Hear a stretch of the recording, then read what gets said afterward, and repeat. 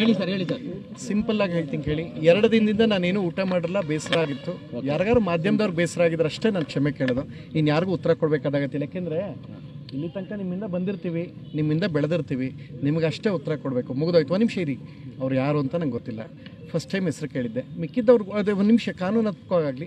ಈಗ ನಾನಿಲ್ಲಿ ಉತ್ತರ ಕೊಡ್ತಾ ಇರೋದೇನೆಂದರೆ, ನೆನ್ನೆ ಒಂಚೂರು ಕೋಪದಲ್ಲಿ ಮಾಧ್ಯಮಕ್ಕೆ ಬೇಜಾರು ಮಾಡಿ ಅವ್ರಿಗೆಲ್ಲ ನಾನು ಉತ್ತರ ಕೊಡೋಗತ್ತಿಲ್ಲ. ನಾನು ಉತ್ತರ 1 ನಿಮಿಷ ಸರ್, ನೀವು ಎಷ್ಟು ಕೇಳಿದ್ರೆ ನಾನು ಉತ್ತರ ಕೊಡಲ್ಲ. ನಂಗೆ ಅವ್ರ ಹೆಸರು ಬಳಸೋಕೆ ಆಸಕ್ತಿ ಇಲ್ಲ. ಇರಿ ಸರ್, ಸುಳ್ಳು ನಾನೇ ಒಪ್ಕೊಳ್ಳಿ, ದಯಮಾಡಿ ಹೇಳ್ತೀನಿ ಕೇಳಿ ಸರ್. ಇಲ್ಲ, ಹೇಳಲೇಬೇಡಿ ಸರ್, ದಯವಿಟ್ಟು ರಿಕ್ವೆಸ್ಟ್ ಮಾಡ್ಕೊತೀನಿ. ನಿಮ್ಮ ಹತ್ರ ಬಂದಿರೋದು ಏನಕ್ಕೆ ಅಂತ ಹೇಳಿದ್ರೆ, ನಿಮ್ಮಿಂದ ತುಂಬ ಸಹಾಯ ಪಡ್ಕೊಂಡಿದ್ದೀನಿ. ಇಲ್ಲಿವರೆಗೂ ಸಿನಿಮಾ ಕರಿಯರ್ಲಿ ಬೆಳೆದಿದ್ದೀನಿ. ಒಂದೇ ಮಾತು ಹೇಳ್ತೀನಿ, ನೀವು ಎಷ್ಟು ಕೇಳಿದ್ರು ಒಂದೇ ಉತ್ತರ. ನಿನ್ನೆ ತುಂಬ ಆಕ್ರೋಶದಲ್ಲಿ ನನ್ನ ಮಾತು ಯಾರಿಗೆ ಬೇಜಾರಾಗಿದೆ ಅವ್ರನ್ನಷ್ಟೇ ಕ್ಷಮೆ ಕೇಳಬೇಕು ಜನಗಳಿಗೆ. 1 ನಿಮಿಷ ಸರ್, ನನಗೆ ಹೇಳೋಕ್ಕಷ್ಟೇ ಬಿಡಿ. 2ನೇದು, ಮಾಧ್ಯಮದವ್ರಿಗೆ ಏನು ಬೇಜಾರಾಗಿದೆ ಅವ್ರಿಗಷ್ಟೇ ಕ್ಷಮೆ ಕೇಳಿ. ಯಾಕೆಂದರೆ ನಿಮ್ಮಿಂದ ಎಲ್ಲ ತಿಂದಿರ್ತೀವಿ, ನಾವು ಅನ್ನ ತಿಂದಿದ್ದೀವಿ, ಆಯಿತಾ? ಅದು ಬಿಟ್ಟು ಅವ್ರು ಹಂಗೆ ಹೇಳಿದ್ರು, ಇವ್ರು ಹಂಗೆ ಹೇಳಿದ್ರು, ನಾವು ಉತ್ತರ ಕೊಟ್ಕೊಂಡ್ರೆ ನಾಳೆ ಇನ್ನೊಂದು ಕೊಡ್ತಾರೆ. ದಯಮಾಡಿ ಸರ್, ಹೇಳಿದ್ನಲ್ಲ, ಇಲ್ಲಿಗೆ ಇದು ಮುಗೀತು.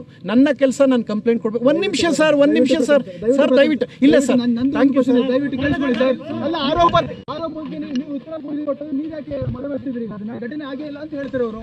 ಅಲ್ಲ, ಹೇಳ್ಬೇಕಲ್ಲ ಸರ್. ಸರ್, ಈಗ ಆರೋಪ ಓಪನ್ ಮಾಡಕ್ಕೆ ಅವ್ರ ಘಟನೆನೇ ಆಗಿಲ್ಲ ಅಂತ ಹೇಳ್ತಾವ್ರಲ್ಲ ಸರ್.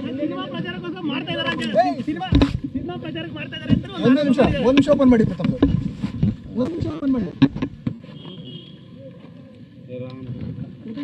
ಬಿಡಪ್ಪ ಅಂಬರೀಷ ಬಿಡ.